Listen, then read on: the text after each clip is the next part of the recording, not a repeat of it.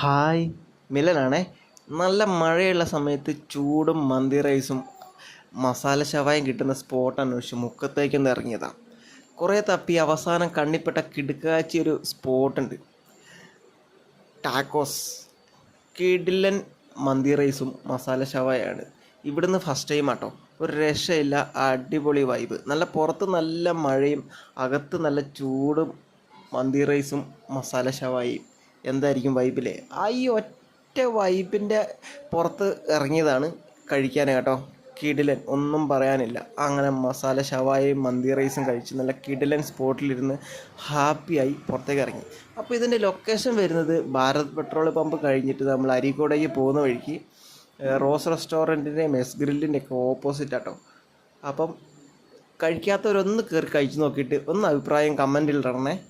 അപ്പോൾ okay, bye from Milan George.